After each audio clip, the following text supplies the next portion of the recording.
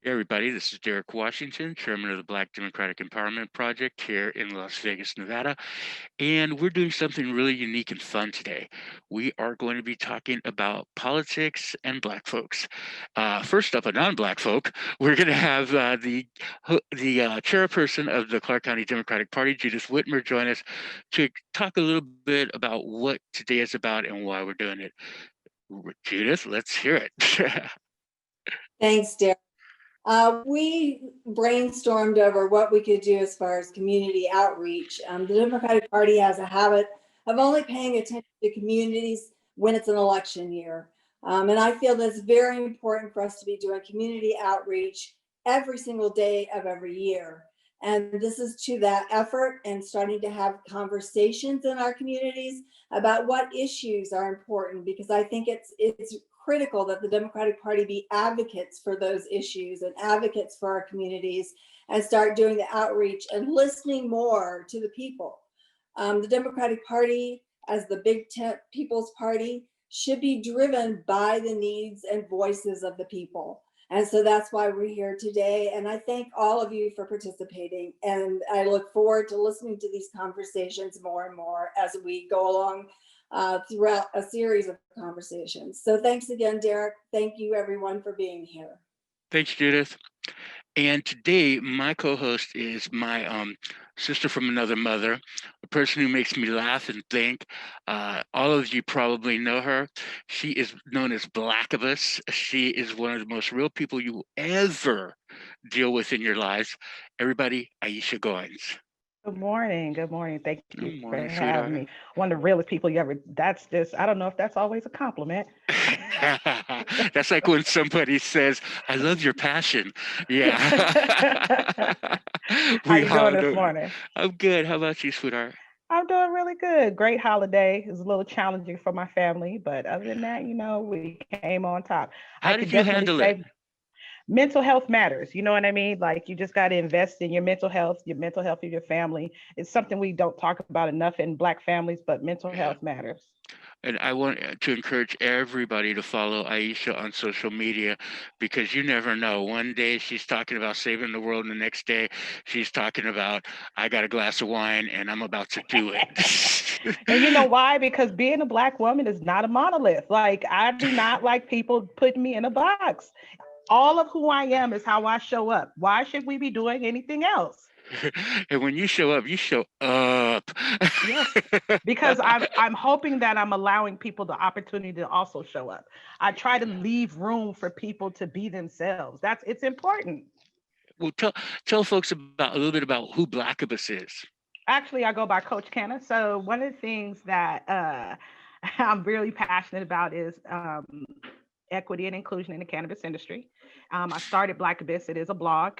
I started because I was a pioneer in this industry. There weren't too many Black women in cannabis in 2013. And I just wanted to give a voice to what that space looked like. And so from that point to this point, I've had over 50,000 viewers, and I have moved more into activism than just communication. And so now I go by Coach. You have been a great coach to me. I know, like on several occasions, I've been like, I don't know what to do with my life. So let's move on. I am so you know that afterwards, this is also going to be posted. We're doing a Zoom call as well, so you'll be able to see this video in a few hours. And I'm all masked up, paid leave in full. You'll see, because I'm at someone else's house, and I'm really encouraging everybody when you are out and about, when you're around other folks, mask up. So we are we're hosting some women here, and I'm going to start with the ladies because I'm so impressed with the Black women in Clark County in Las Vegas. And first up, I'd like her to introduce herself, is one of my favorite people, Mrs. Berna Rhodes Ford. She is a lawyer and a community activist, and some guy is married to her. So, good morning, Berta. Good morning. So that's my introduction. I'm an attorney, I'm a community activist, and I just do what I can to make sure that we get people out to vote. And I think it is important to have our voices heard. So I'm happy to be here this morning. Thank you. We also have Deborah Porter. She is Deborah Porter Landry. She is an author, a community activist, and a beautiful soul. And Deborah, good morning. Good morning. I'm really honored to be here and to lend my voice to what you're doing. I appreciate that so much for the invitation. I'm a local Las Vegas. I take that back. I was not born and raised here, but I feel like I've been here so long. But semi-retired marketing consultant, as you said, an author, and just concerned about our community. And Deborah's the type of person you can call up 10 minutes ahead and say, let's go to Grits, and she's in the car. All right. So now I am so honored that we have our next guest here, Quentin Savard. Yeah, you thought I was going to do you, huh, Councilman? Quentin is with Make It Work Nevada, which is my favorite 501c3 in the history of the state. Good morning, Quentin.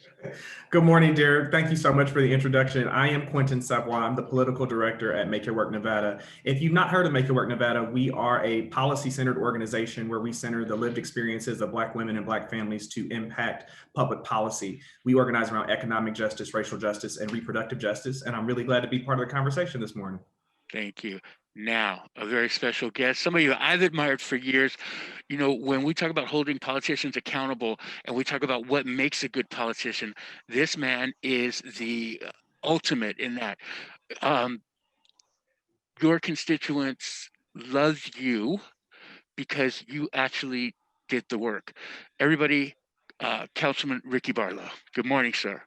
Morning, Derek. Thank you for the opportunity, and very pleased and honored to be amongst a great group of men and women on your program today, and looking forward to sharing in some very serious and important dialogue with your viewers. Currently, I'm operating two businesses. I have a consultant company that handles land use entitlement under the name of LV Access, and I also am a commercial broker for Keller Williams Commercial Group. And so keeping everything moving as far as development in the community, because that's my passion. I'm looking forward to sharing from the business perspective as to how, in fact, we continue to keep the community and specifically Black folks moving forward in regards to the overall aspect of how we grow community from an economic standpoint. Thank you once again for the opportunity. Okay, Councilman, I have a question because there's an urban legend about you. Did you once put little kids' jackets on turkeys and give out both at one time? Did I do what? Did you put little kids' jackets on turkeys and give them out at one, for holidays? Did I put jackets on turkeys? I heard, okay, so it's an urban legend. Then I'm going to steal it when I run for city council. That I put little kids' jackets on turkeys and give them out? Yeah. Yeah, to give out turkeys and jackets at the same time. That's what he's saying. Yeah. Oh, okay. I'm sorry. I thought you meant placing jackets on turkeys and giving them out. No. Yes, I have distributed turkeys as well as kids' coats at the same time. Yes, that is true. Okay. But he didn't put the jackets He on didn't the put the jackets on the turkeys. Okay, So I yes, literally took the fact that you're asking me if I placed a jacket on a turkey. that's what I meant. Yeah, that's what I had heard. So if you didn't do it, so when I do it, folks, it's going to be the first time it's ever been done. No, it was bifurcated. Coats went to the kids, the turkeys went to their parents. It's one of my favorite urban legends, I swear. Were you Berna, close? yeah, it's close enough, I guess. Berna, let's start with you. Black women played such a role in this election, and yet what I am seeing already is that it seems to me that other groups are already trying to claim this election, and I'm wondering, I'm hearing like, oh well, we got to concentrate on the white suburban women, or we got to concentrate on the Latinos. when I feel that Black women really pulled through this election. What do you feel was the role of Black women in this election, and where do you what do you think Black women are owed? Well, I think to start off, Black women play a significant role in every election. So let's not understate our importance in that.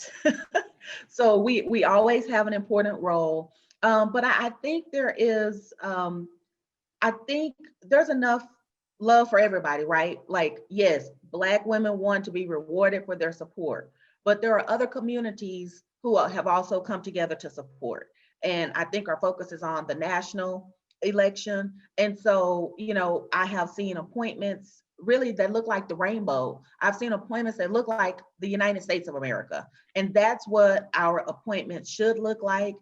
That's how things should operate. I do not want Black women to be taken for granted, of course. And I think we need to have seats at the table. We obviously have a Black VP. So I think we will want to make sure that our voices are heard when it comes to appointments and things that matter in terms of our agenda. Councilman, repeatedly in the local Black community, the vote total in, say, Ward 5 is always the same. Like, it's roughly the same numbers constantly. What why do you think that is? And it's definitely not representative of the total number. What do you think we can do about that to increase Black turnout and, more importantly, to increase Black engagement? Let me answer that in two parts. One, going back to the question that you asked, Mrs. Ford. We must be very careful in regards to competing against one another as groups within the same group. If the African American female vote basically showed a stronger presence than another, that's not to demise the fact that other groups did not play their part, because in any given election, it could be the white female, it could be the Hispanic female. And so what I don't want us to do is basically get into a competition within the same group, because we're pushing for the same cause. And so, I just basically want to caution us about that, because as we get deeper into this conversation, specifically talking about the party, this is one of the issues that the party has to face in regards to making sure that regardless of who comes in first, second, or third within the same push to get us over the hurdle, that it was a concerted effort, because we are one party. And so that's something that I wanted to mention in regards to my thought process, as Mrs. Ford alluded to. As it relates to Ward 5, the city of Las Vegas, the numbers being the same, it basically gets back down to the grassroots. We, due to COVID, we have to do things differently. But post-COVID, you have to get your boots back on the ground, because that's where the game is won. Boots on the ground. The GOTV effort, right? It's not just the day of. It's during the midterm is where the boots on the ground. It's the preseason. That's where the elections are won, right? The preseason. We're going to talk about midterms as well, because that's going to be very important. Very, very important as it relates to all of the local elections coming up in the midterm. And so if you don't communicate and get engaged early during the preseason before the elections, these elections will continue to come down to the wire, basically these last minute pushes. And that's not healthy for the advancement, specifically if you're trying to build the party and make it stronger into the future. Okay. And I agree with Mr. Barlow. I think it's important that the Democratic Party gets more involved with the C3s and the C4 tables. I think that that's a lot of where the engagement is happening consistently. And I think those partnerships matter. What do you think, Q? I think you raise a very good point. Understanding that there are obviously some legal boundaries between 501c3s and political parties. We are forward-facing 501c4, but I want to just piggyback on what the councilman said, in that you have to stay engaged consistently, and it's about boots on the ground. It's that and going to the city planning commission meetings. It's that and going to the county commission meetings. It's that and getting involved at your local school board level. I think what has happened is we have just entirely, I won't say we, excuse me, what it seems as though has happened, because again, we are doing this thing of having to cajole people into action in order to make them understand, like, being engaged is a year-round activity. There's a really good book that I started and my dad encouraged me to read it. My dad's a Teamster, 40-year Teamster. So I grew up in this movement of justice building and equity building. But it's called Bowling Alone. And the premise of the book is that America's social fabric, how we used to interact with one another, even before COVID, the simple things that we used to do, like go bowling with one another or hang out with friends after a church event or something like that, we don't do those things anymore. And as a result, it has impacted the quality of life that we experience from a civic level. So we're consistently having to show folks and tell folks, hey, you got to do more than vote. I need you to stay engaged year round. I need you to go into city council meetings, because those are the policies that you're going to feel in your life most immediately. Going to vote every 4 years is absolutely positively important. But if I can't get you at a city council meeting or a county commission meeting, you're not going to have your voice be heard on the things that most impact your community day by day. And do you think it's because, so I want to talk a little bit about how we resolve it, right? Do you think it comes more towards the people not understanding how politics work or how their position in politics? What do you think, Deborah?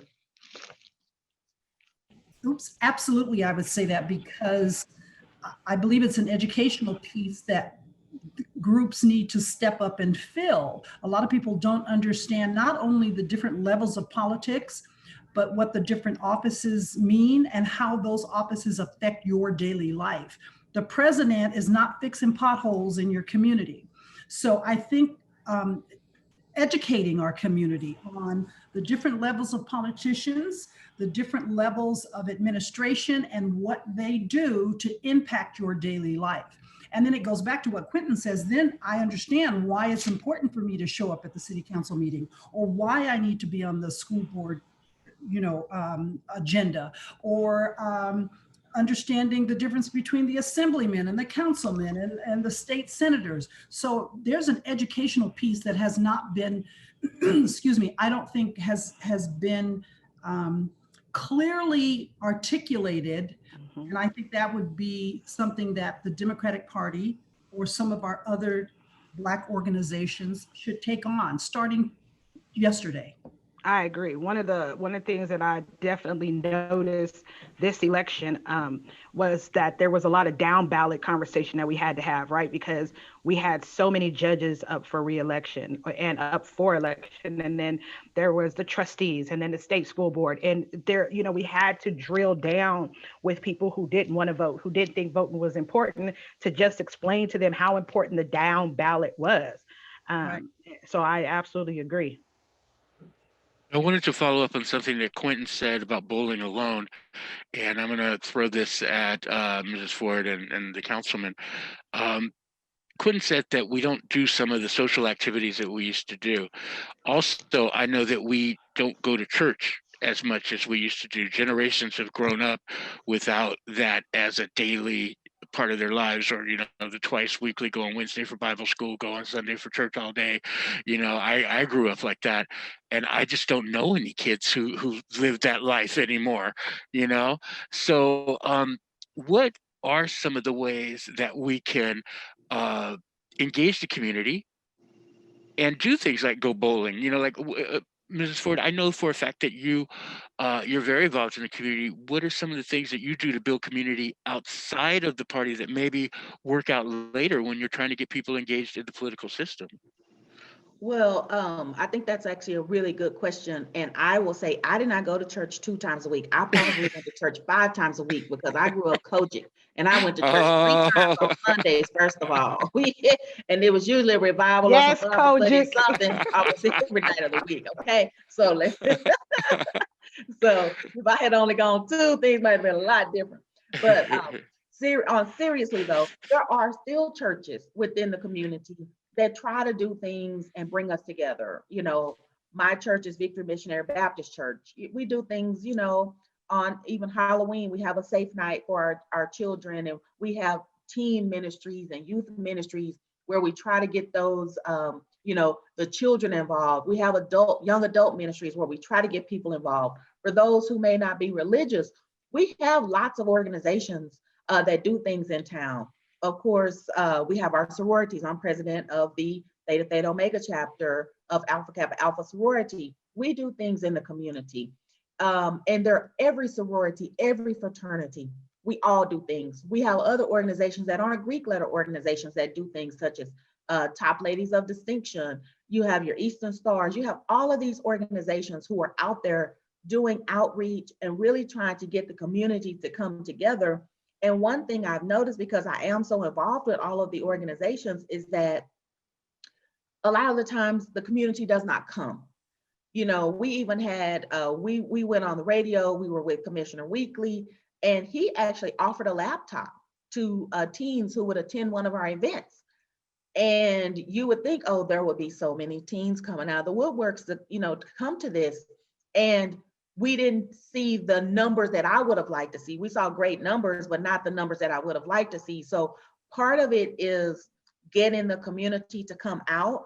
Of course, we all think we're doing great programming, but there's some disconnect. How, if we think we're doing the great programming, but the people don't come, then there's clearly a disconnect. And we need to find ways to get the people aware of the programs and get them at the table. Well, on that note, then, the councilman and Quentin both are sort of experts in that. I have gone to events of Mr. Barlow's where the place was packed, but he also provided transportation. He also provided lunch. So, Councilman, what has been, and I'm gonna keep calling you Councilman because you're like my favorite councilman ever. What are some of the things that you suggested? And Quentin, I want to know from you. You have great events where actual young people, real ones, come out, not 40-year-old young people. So, Councilman. Thank you, Derek. You know, it really comes down to, once again, boots on the ground and identifying your market.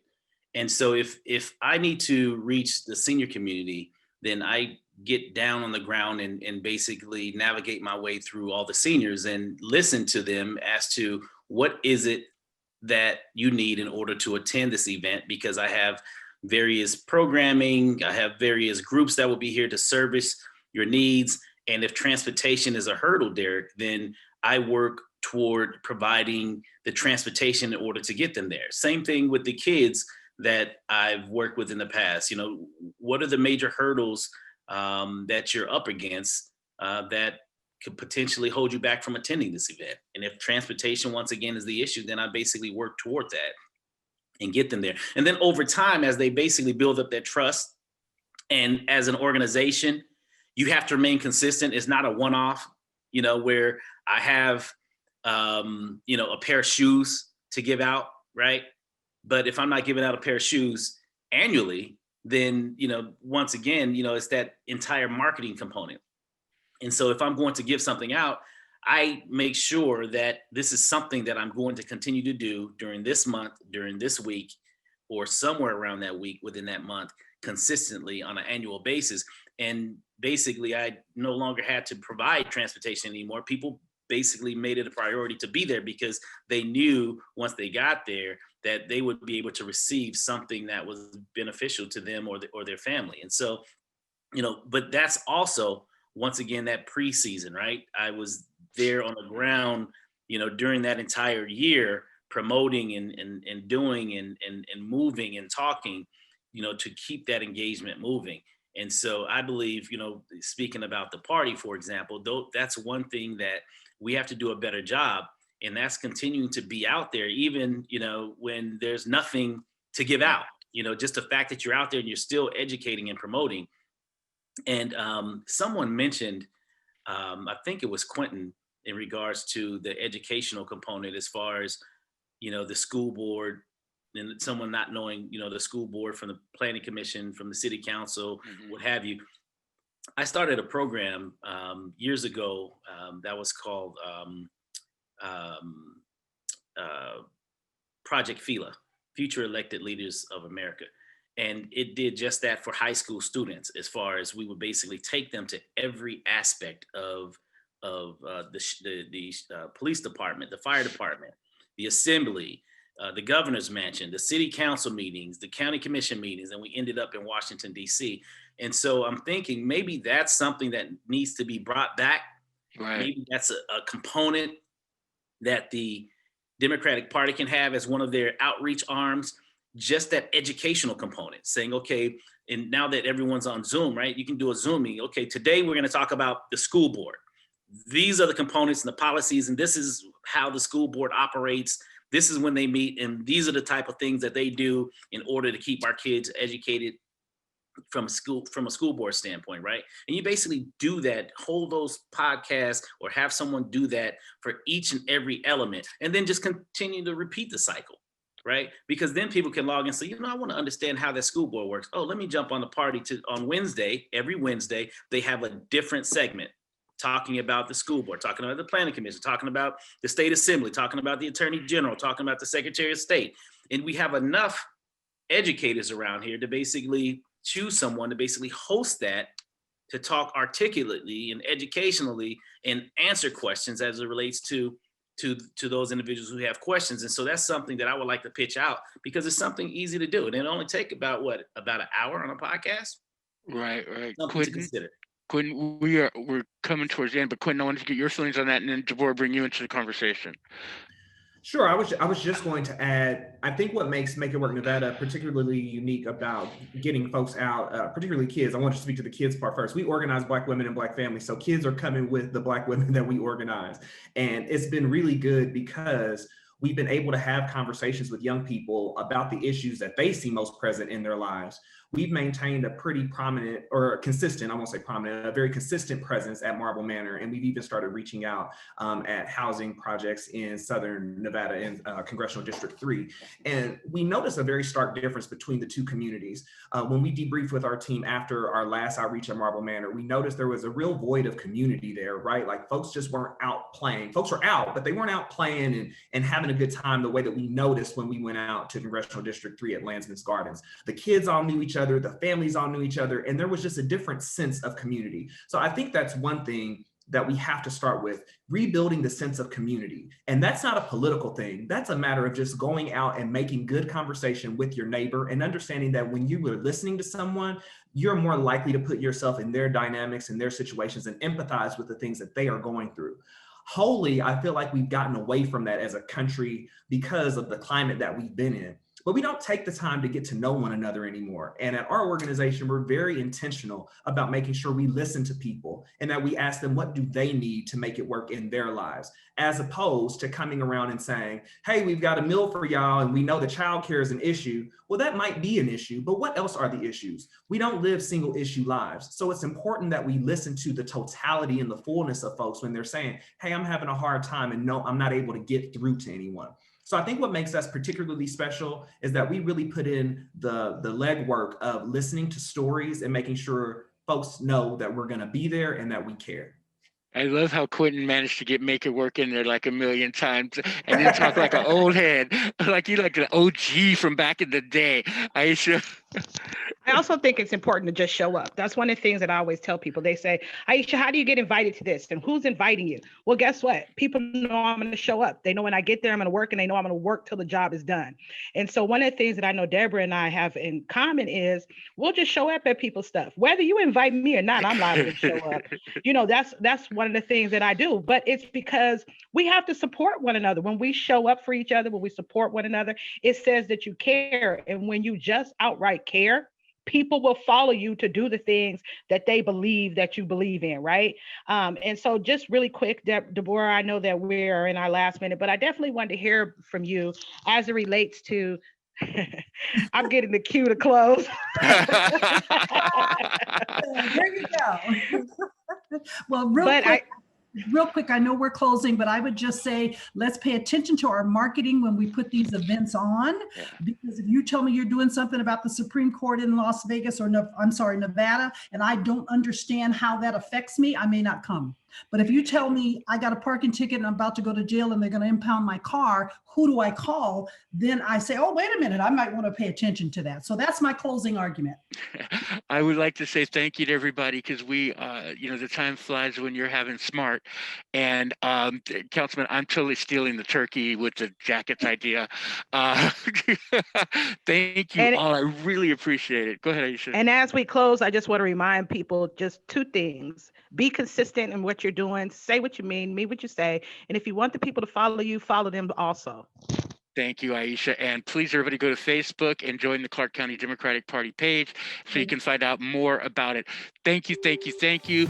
Berna Rhodes Fort, Deborah Porter Landry, Quentin Savoy, Aisha, and my favorite councilman, Ricky Barlow. Thank you all.